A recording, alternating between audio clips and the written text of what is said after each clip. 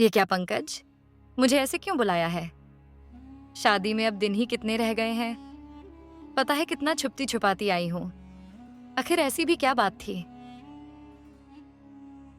सीमा, जरा मेरी तरफ तो देखो। ऐसे नाराज मत हो।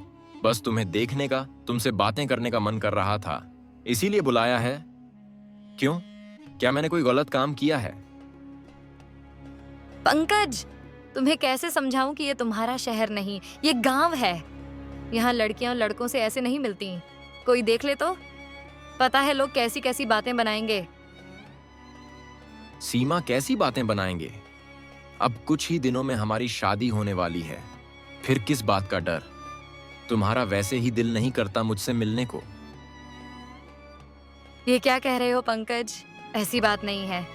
जब शादी हो जाएगी ना, तब जी भर के बातें कर लेंगे। अच्छा, अभी चलती हूँ।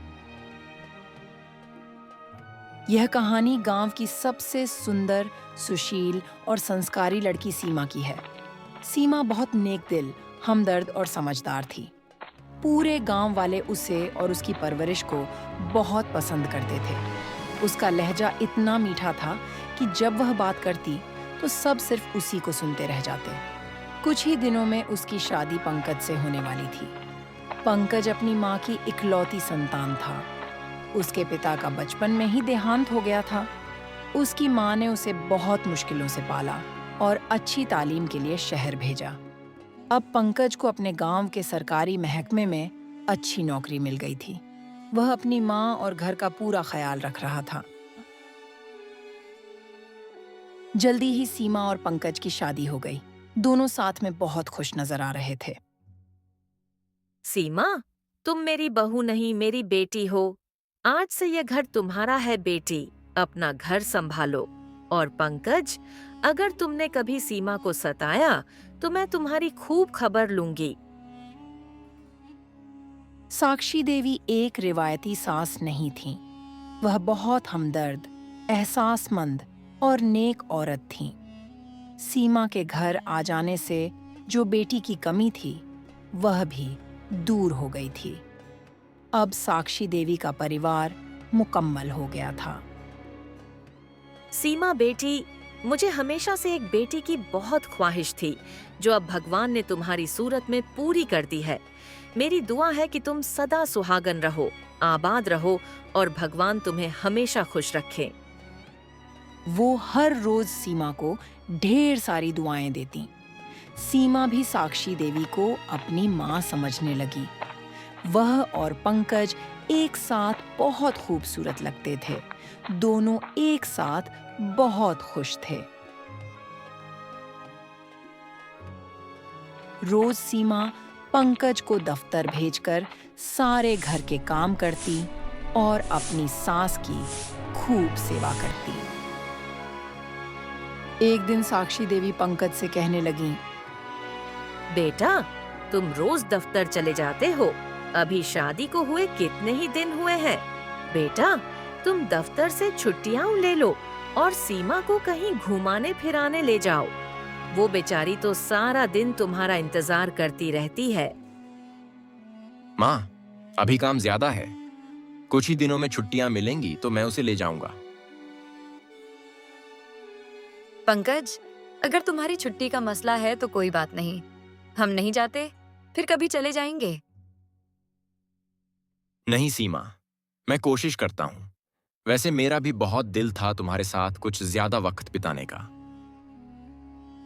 पंकज को दफ्तर से छुट्टियां मिल जाती हैं। वह सीमा को लेकर कुछ दिनों के लिए हनीमून चला जाता है। उसकी माँ उदास नजरों से उसे अलविदा कहती हैं। अपने हनीमून पर दोनों बहुत खुश नजर आ रहे थे। दोनों ने काफी वक्त एक दूसरे के साथ गुजारा। ऐसा लग रहा था जैसे दोनों की जोड़ी चांद और सूरज की जोड़ी हो। उन्होंने एक दूसरे से बहुत मोहब्बत भरी बातें की। सीमा, मैं भगवान का बहुत शुक्र अदा करता हूं कि उसने मुझे तुम जैसी पत्नी दी। देखो ना, तुमने आते ही घर संभाल लिया और मेरी माँ को अपनी माँ मान लिया। वो भी तुमसे बहुत मोहब्बत करती हैं।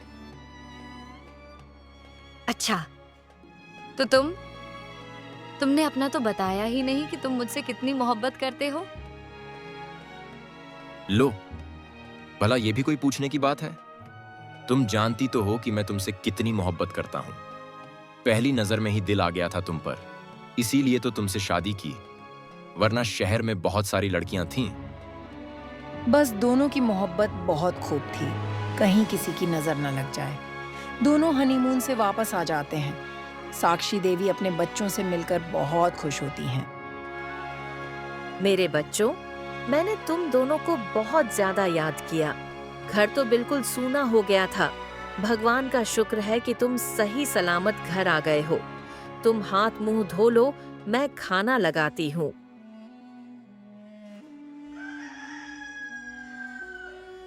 भगवान को भी शायद नहीं पता था कि क्या मंजूर था। न जाने सीमा और पंकज की जोड़ी को किसकी नजर लग गई। अचानक पंकज की एक कार हादसे में मौत हो गई। जाने वाला तो इस जहां से चला गया था, पर सीमा और उसकी सास साक्षी की तो पूरी दुनिया ही उजड़ गई थी। उन्हें किसी भी तरह का सब्र नहीं आ रहा था। एक तरफ सीमा ने अपना पति खोया था, तो दूसरी तरफ साक्षी ने अपनी पूरी कायनात ही खो दी थी। साक्षी की तो जीने की वजह ही खत्म हो गई थी। वह जवान बेटे की मौत के गम से बिस्तर पर ही पड़ गई थी। हे भगवान, ये तूने क्या कर दिया? तूने मुझसे मेरी दुनिया, मेरे जीने की वजह ही छीन ली। भगवान, तू मुझे मौत दे देता, मगर मेरी जिंदगी में मेरे बेटे को कुछ न करता। हे भगवान, मुझे भी मौत दे दे। मैं पंकज के बिना कैसे जीऊंगी? बेचारी सीमा अपने दिल का हाल किसे बताए। उसकी सास तो पहले ही बिस्तर से लग गई थी। वह कैसे उन्हें और दुखी करती। उसकी भी तो पूरी दुनिया उजड़ गई थी। अभी उनकी शादी को हुए दिन ही कितने हुए थे। पंकज, तुम मुझे ऐसे छोड़कर क्यों चले गए? कितने वादे किए थे तुमने मेरे साथ। पंकज, तुम इतनी जल्दी कैसे बेवफा हो गए? जरा आकर मेरा और अपनी माँ का हाल तो देखो। तुम्हारे बाद हमें कौन संभालेगा? हे भगवान, मेरी खुशियों को किसकी नजर लग गई? पंकज को इस दुनिया से गए काफी दिन हो गए थे, लेकिन उसकी माँ का गम संभलने का नाम ही नहीं ले रहा था। अब उनकी तबीयत भी लगातार खराब रहने लगी थी। वह सारा दिन भूखी रहती, ना कुछ खाती, ना कुछ पीती। माँ जी, थोड़ा सा खा लीजिए। आप कई दिनों से कुछ खा पी नहीं रही हैं। आपकी तबीयत बहुत खराब है। भगवान न करे अगर आपको भी कुछ हो गया तो मैं कहाँ जाऊंगी? सीमा बेटी, मैं अब जीना नहीं चाहती। ये जिंदगी अब मुझे बोझ लगने लगी है। मुझे मेरा पंकज नजर नहीं आता। इस दुनिया में अब मुझे कुछ भी अच्छा नहीं लगता। मेरी दुनिया तो बस मेरा बेटा ही था। भगवान ने उसे मुझसे क्यों छीन लिया? मुझे मेरा बेटा ला दो, बस। मुझे और कुछ नहीं चाहिए। माँ जी, आपका और मेरा गम एक सा है, लेकिन पंकज अब जिस जहाँ चला गया है, भला वहां से कभी कोई वापस आया है? अब आपको खुद को संभालना होगा माँ जी। हम दोनों को जीना होगा। पंकज जरूर हमें उस जहां से देख रहा होगा। वो हमें इस हाल में देखकर बहुत दुखी होगा। माँ जी, वो तो हमेशा आपको खुश देखना चाहता था, है ना? सीमा अपनी सास को बहुत हौसला देती थी, मगर खुद वह भी अंदर से पूरी तरह टूट चुकी थी। इतनी सी उम्र में विधवा होना बहुत ही मुश्किल था। सीमा और पंकज ने तो साथ मिलकर कितने सपने देखे थे, जो अब अधूरे रह गए। उनकी सारी खुशियां मिट्टी में मिल गई थीं।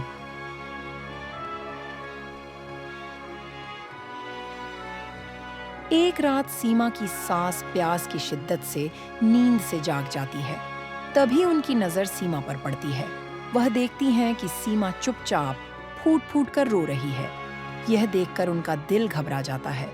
वह खुद भी बहुत परेशान हो जाती हैं। फिर वह अपने बिस्तर पर जाकर लेट जाती हैं और सोचने लगती हैं। सीमा तो मुझे बहुत हौसला देती है, लेकिन खुद वह रातों को छुप छुप कर रोती है। अब मुझे सब्र करना होगा और सीमा को हिम्मत देनी होगी। मैं तो अपनी जिंदगी जैसे तैसे गुजार चुकी हूँ। मुझसे बेहतर कौन जानता है कि विधवा का जीवन कैसा होता है। लेकिन सीमा की तो पूरी जिंदगी अभी आगे पड़ी है। मैंने उसे बहू नहीं, अपनी बेटी बनाया है। वह मेरी बेटी है। मैं उसकी जिंदगी बर्बाद नहीं होने दूंगी। साक्षी देवी अब अपना गम छुपाने और सीमा को वापस जिंदगी की तरफ लाने का फैसला करती हैं। अगली सुबह वह सीमा को अपने पास बुलाकर कहती हैं, सीमा बेटी, तुम कितने दिनों से बस घर में ही कैद हो। जाओ बेटी, बाहर से पानी भर लाओ। इस तरह तुम्हारा दिल भी बहल जाएगा। सीमा बाहर पानी भरने के लिए कुएं पर चली जाती है। रास्ते में उसे देखकर गांव की औरतें तरह तरह की बातें सुनाती हैं। इसे जरा देखो, अभी पति को गुजरे हुए कितने ही दिन हुए हैं और ये बाहर सैर सपाटा कर रही है। देखो जरा, बेशर्मी की भी हद होती है। ये सुनकर तो सीमा बहुत बुरी तरह रोने लगती है और बिना पानी भरे ही घर चली जाती है। घर जाकर उसकी सास उससे जल्दी आने और पानी न भरने की वजह पूछती है तो सीमा कहती है, माँ जी, मैं अब आगे कभी बाहर नहीं जाऊंगी। लोग मुझे देखकर तरह तरह की बातें कर रहे थे। बस इसीलिए मुझे बहुत बुरा लगा और मैं जल्दी घर आ गई। सीमा बेटी, तुम परेशान मत हो। लोग तो बातें बनाते ही हैं, उनका काम यही है। तुमने किसी की परवाह नहीं करनी। बस अपने काम से काम रखो और हिम्मत कभी नहीं हारना बेटी। अब हमें मिलकर ही हर हालात का मुकाबला करना है। अगली सुबह सीमा बाजार से जरूरी सामान लेने जाती है। उसे देखकर गांव की एक औरत कहने लगी, अरे ओ जनमजली, तूने तो आते ही अपना जवान शौहर खा लिया। कभी सोचा है कि उसकी माँ पर क्या गुजरती होगी? तू मनहूस है, मनहूस। आज फिर से लोग सीमा को देखकर बातें बनाने लगे। वह बेचारी बहुत बुरे दिल से यह सब सुनकर आगे चली जाती है। आज उसका दिल बहुत ज्यादा दुखी था। वह बहुत रोती है और सोचती है, हे भगवान, क्या मैंने अपने पति को मारा है? क्या मैं मनहूस हूँ? लोग मुझे देखकर कैसी कैसी बातें बनाते हैं। वे क्या जाने कि मैं अंदर से कितनी दुखी हूँ। मैं अपने पति से कितना प्यार करती हूँ। वे क्या जाने कि पंकज के बिना मेरा जीवन कैसा है। मैंने हर पल भगवान से बस उसी का साथ मांगा था। मुझे क्या पता था कि वह इतनी जल्दी हमें छोड़कर चला जाएगा। तू तो सब देख रहा है मेरे भगवान। सीमा ने अब बाहर आना जाना बिल्कुल ही बंद कर दिया था। वह सारा दिन बस घर में ही रहती, घर के काम करती और रातों को चुप चुप कर रोती। साक्षी देवी अक्सर उसको रोता देखकर परेशान हो जाती। एक दिन साक्षी देवी घर का जरूरी सामान लेने जाती हैं। उन्हें एक हमसाई मिलती है जो उनसे कहती है, साक्षी, तुमने अभी तक अपनी बहू को घर ही रखा हुआ है। उस जन्म जली को वापस भेज देती। उस मनहूस के पांव इतने मनहूस थे कि आते ही तुम्हारा जवान बेटा खा गई, और तुम हो कि अभी तक उसको सहारा दिए हुए हो। ये कैसी बातें कर रही हो ललिता? उसमें सीमा बेचारी का क्या कसूर? मेरे बेटे की इतनी ही जिंदगी भगवान ने लिखी थी। सीमा तो खुद बेचारी दुखों की मारी है। तुम भी तो अच्छी तरह जानती हो ना कि विधवा का जीवन कैसा होता है। फिर ऐसी बातें क्यों कर रही हो? भगवान से डरो ललिता बहन। साक्षी को गांव वालों की ऐसी बातें बहुत बुरी लगती थीं, क्योंकि वह खुद एक विधवा थी। उसने अपनी जवानी बहुत मुश्किल से गुजारी थी। उसे बहुत एहसास था कि सीमा के दिल पर क्या बीत रही होगी। वह चुपचाप घर आ जाती है। रात को वह बिस्तर पर लेटकर अपना गुजरा हुआ वक्त याद करने लग जाती है। जन्म जली, अब तेरे लिए हमारे घर में कोई जगह नहीं है। तेरी वजह से मेरा बेटा मर गया। तू ही मनहूस है। जब से तू हमारे घर आई है, पहले मेरा शौहर मर गया, अब मेरा बेटा भी मर गया। मैं तुझे अब यहाँ एक दिन भी बर्दाश्त नहीं करूंगी। माँ जी, आप ऐसा ना कहें। मैं तो अपने पति से बहुत मोहब्बत करती हूँ। भला मैं क्यों उनका बुरा चाहूंगी? ये आपका पोता है, आपके बेटे की आखिरी निशानी है। मैं इसे लेकर कहाँ जाऊंगी? मुझ पर रहम करें। मुझे बस इस घर में थोड़ी सी जगह दे दें। मैं सारी जिंदगी आपकी खिदमत करूंगी। मुझे इस घर से मत निकालिए। वह सारी रात अपना विधवा जीवन याद करके बहुत रोती है। कुछ दिनों बाद साक्षी और सीमा पानी भरने कुएं पर जाती हैं। वहां उन्हें सीमा की बचपन की दोस्त मिलती है। सीमा उससे कहने लगती है, क्या बात है रेखा, तुमने चुपके चुपके शादी भी कर ली और मुझे बुलाया भी नहीं। देखो सीमा, मुझे तो तुम्हारे साए से भी बचना चाहिए। कहीं तुम्हारी मनहूसियत का साया मेरी खुशियों भरी जिंदगी पर न पड़ जाए। शादी पर बुलाना तो दूर की बात है। देखो सीमा, मुझसे दूर ही रहो। मुझसे मिलने की कोशिश मत करना। रेखा तो सीमा की बचपन की सहेली थी। उसकी ये बातें सीमा को रुला देती हैं। सीमा का जख्म फिर से ताजा हो जाता है। वह घर आकर अपनी सास से कहती है, माँ, क्या विधवा होना कोई जुर्म है? क्या विधवा इंसान नहीं होती? क्या विधवा के सीने में दिल नहीं होता? लोग विधवा को गुनहगार क्यों समझते हैं? क्या कोई औरत खुद विधवा होना चाहती है जो समाज उसे जीने भी नहीं देता? काश मैं भी पंकज के साथ ही मर जाती, वरना ये गांव वाले मुझे ताने दे देकर ही मार देंगे। ऐसा नहीं कहते बेटी। कोई लड़की भी खुद से अपने लिए विधवा का जीवन नहीं चुनती। ये तो भगवान के फैसले होते हैं। मुझ पर भी ये वक्त आया था बेटी। मैंने ये समय बहुत हौसले से गुजारा, बहुत कुछ बर्दाश्त किया, क्योंकि मुझे पंकज के लिए जीना था।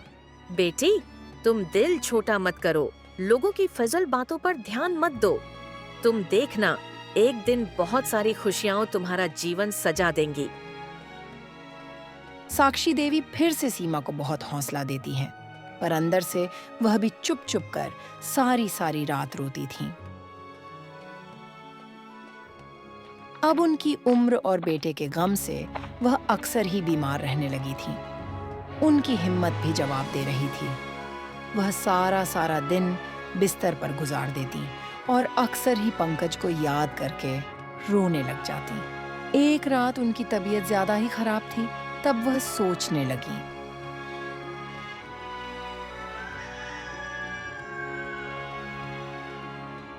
अगली ही सुबह वह सीमा को पास बुलाकर कहने लगी, सीमा, तुम मेरी बहू नहीं बेटी हो। ऐ बेटी, जो बात मैं अब तुम्हें कहने जा रही हूँ उसे आराम से बैठकर सोचना।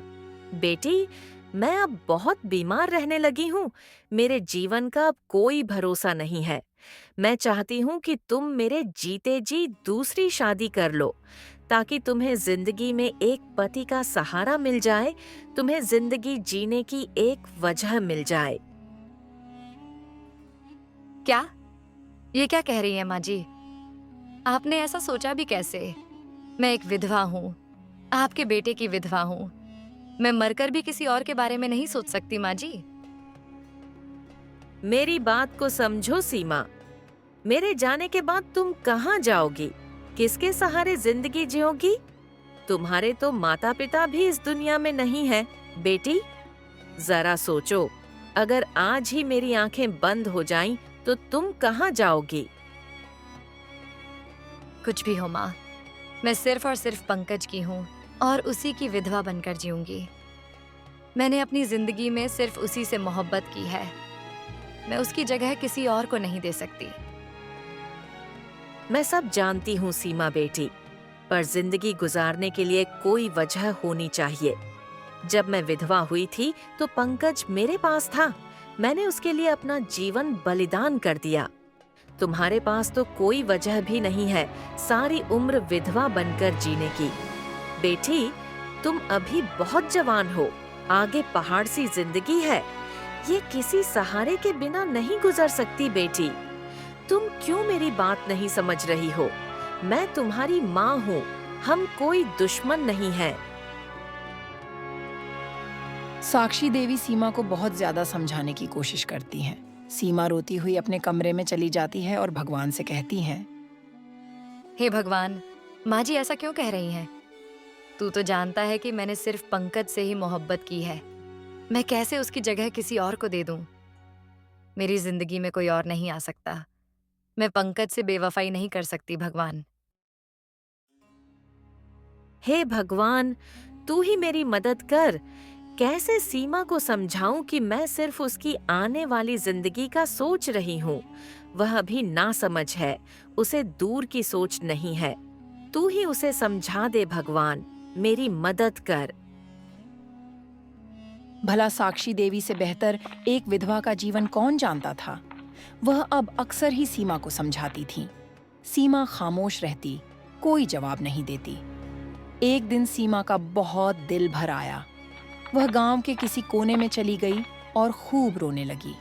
इतने में गांव की एक औरत उसके पास आकर कहने लगी, तुम्हें विधवा होकर रंगीन साड़ी पहनते हुए शर्म नहीं आती? बेशर्मी कहीं की। तुम जैसी औरतों की वजह से गांव का माहौल खराब होता है, और ये रोना धोना अपने घर में ही किया करो। बाहर आकर क्या तुम दूसरे मर्दों की हमदर्दी हासिल करना चाहती हो? मुझे सब पता है तुम जैसी औरतों का। गांव वाली की ये बात सुनकर तो सीमा के पैरों तले जमीन ही निकल जाती है। अब उसे समझ आ गया था कि हमारे समाज में जवान विधवा का जीवन कितना कठिन होता है।